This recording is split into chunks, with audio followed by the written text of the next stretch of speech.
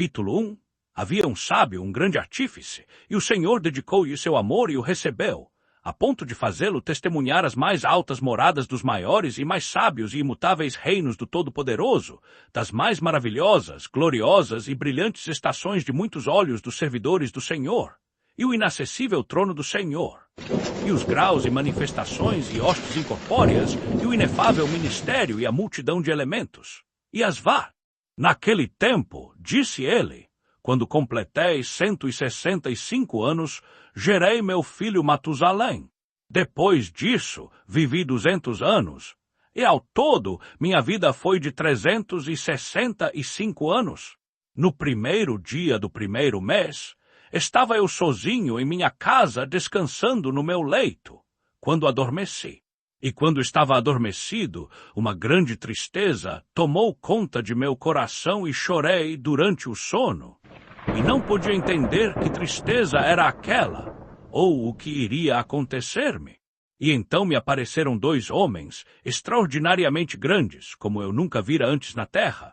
Suas faces resplandeciam como o sol, e os seus olhos eram como uma chama, e de seus lábios saía um canto e um fogo variados, cor violeta na aparência.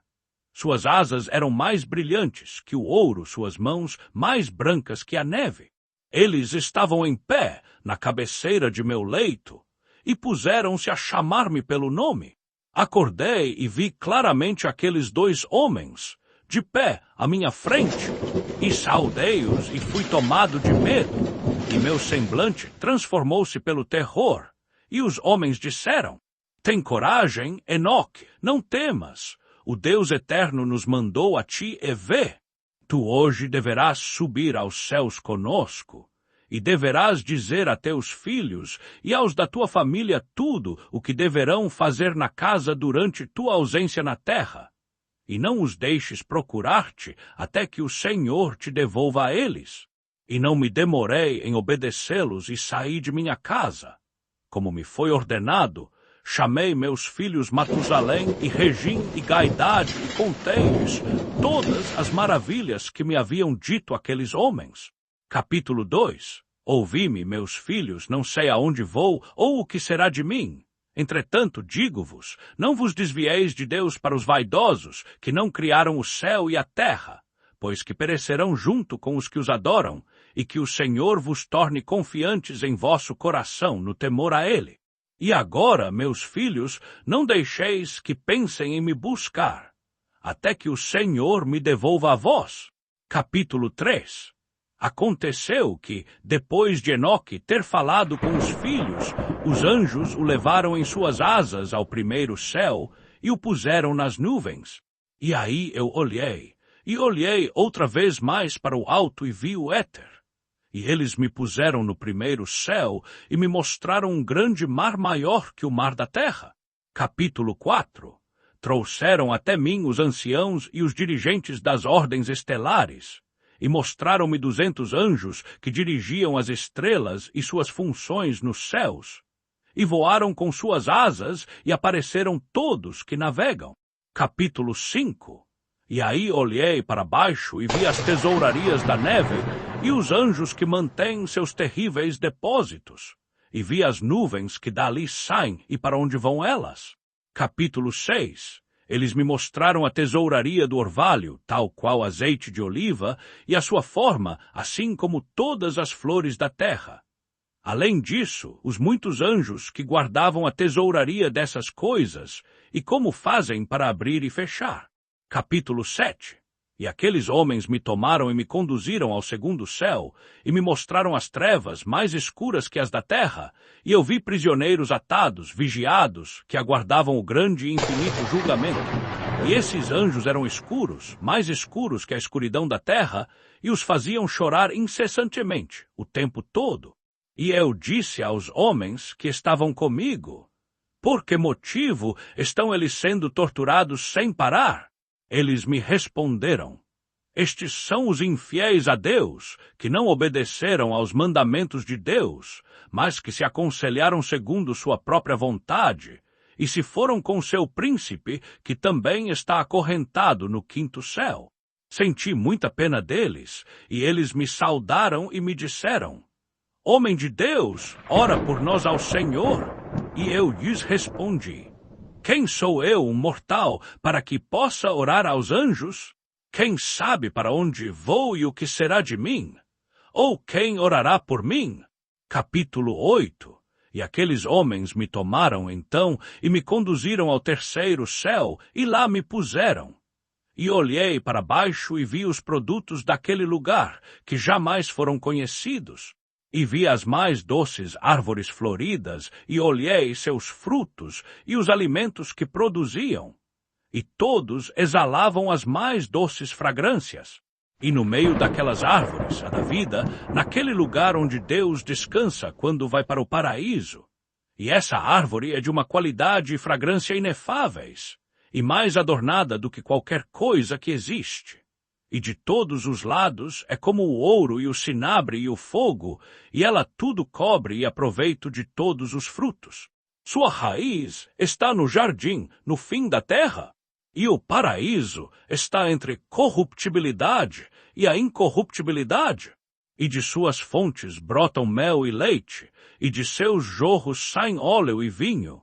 E eles se separam em 4 partes e vão dar no paraíso do Éden, entre a corruptibilidade e a incorruptibilidade. E dali elas vão à terra, sofrem uma revolução em seu círculo, transformando-se até em outros elementos. E aqui não há árvores sem frutos, e todo o lugar é abençoado.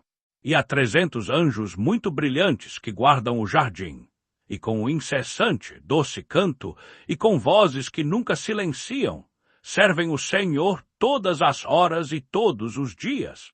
E eu disse: quão doce é este lugar!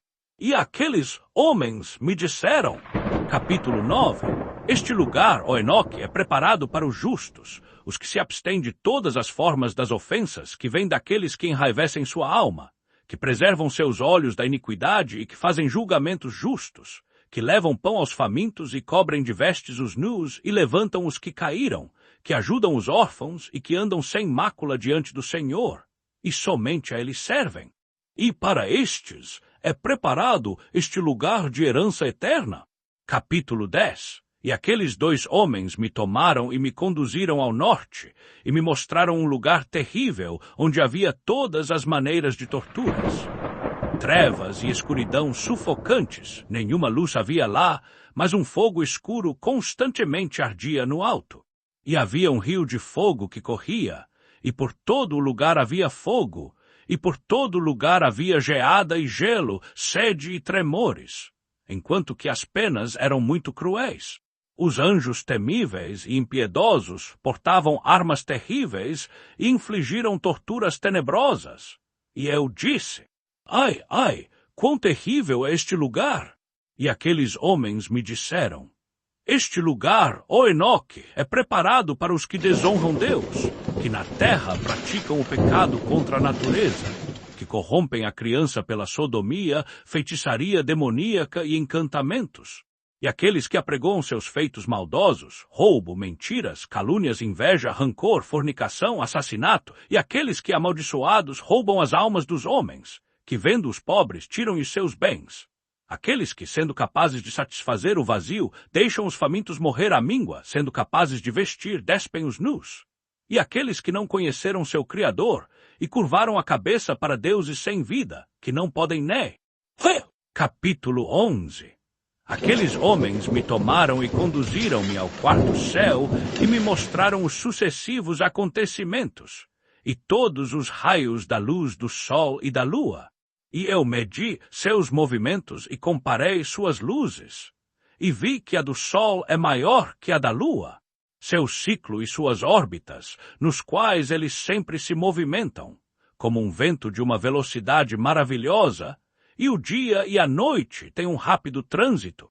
Sua passagem e seu retorno são acompanhados por 4 grandes estrelas. E cada estrela tem sob seu controle 1000 outras estrelas, à direita da órbita do Sol, e 4 à esquerda, cada uma tendo o controle de 1000 estrelas, ao todo 8000, seguindo continuamente com o Sol. E de dia, 15 miríades de anjos o assistem, e à noite 1000. E 6 alados seguem com os anjos diante da órbita do Sol em suas chamas flamejantes. E 100 anjos acendem o Sol. Capítulo 12. E eu olhei e vi outros elementos voadores do Sol, cujos nomes são Fênix e Chalquidri, maravilhosos e magníficos, com pés e caudas na forma de leão, cabeça de crocodilo, e sua aparência escarlate como o arco-íris. Seu tamanho é de 900 medidas, suas asas são como as dos anjos, cada um tem 12, e atendem e acompanham o Sol, dando calor e orvalho tal, como isso foi ordenado por Deus. Assim o Sol gira e vai, e levanta sob a terra, e seu curso vai embaixo da terra com a luz incessante de seus raios. Capítulo 13. Estes homens levaram-me para o leste e me puseram nos portais do Sol, para onde o Sol se dirige de acordo com a regulamentação das estações e do circuito dos meses do ano todo, e o número de horas do dia e da noite. E vi 6 portões abertos, cada um com 61 estádios e um quarto de um estádio, e eu realmente o medi, e entendi o porquê desse tamanho tão grande, através do qual o Sol se dirige para o oeste, equilibra-se e se levanta durante todos os meses e torna a voltar aos 6 portões de acordo com a sucessão das estações. Assim o período de um ano completo termina depois da volta das 4 estações. Capítulo 14. E outra vez aqueles homens conduziram-me às paragens do oeste e me mostraram 6 grandes portões, que correspondem aos portões do leste, lado oposto onde o Sol se põe de acordo com o número de dias 365 e um quarto. Assim, outra vez eleva, vai para os portões do oeste e retira sua luz, a grandiosidade de seu brilho, e vai para baixo da terra, e enquanto a coroa de seu brilho está no céu com o Senhor guardada por 400 anjos. O Sol gira em sua órbita debaixo da terra, e fica 7 horas da noite, e passa metade de seu curso debaixo da terra. Quando então vem do lado leste na 8ª hora da noite, traz sua luz, a coroa do brilho e o Sol ardem. Capítulo 15. Então os elementos do Sol, chamados Fênix e Chalquidri, irromperam em uma canção. Consequentemente, cada pássaro bateu suas asas, rejubilando-se por aquele que dá a luz, e irromperam em um cântico ao comando do Senhor. O que dá a luz vem para dar claridade ao mundo todo. E a sentinela da manhã toma forma, que são os raios do Sol, e o Sol da terra nasce, e ela recebe o brilho que a ilumina toda. E eles me mostraram os cálculos do caminho do Sol. E os portões nos quais ele entra, estes são os grandes portões do cômputo das horas do ano. Por essa razão o Sol é uma grande criação, cujos circuitos duram 28 anos para recomeçar do início. Capítulo 16. Aqueles homens mostraram-me outro curso, o da lua.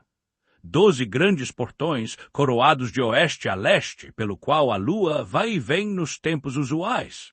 Ela entra no primeiro portão do lado oeste do Sol, pelo primeiro portão com 31 dias exatamente, pelo segundo portão com 31 dias exatamente, pelo terceiro com 31 dias exatamente, pelo quarto com 31 dias exatamente, pelo quinto com 31 dias exatamente, pelo sexto com 31 dias exatamente, pelo sétimo com 31 dias exatamente, pelo oitavo com 31 dias exatamente.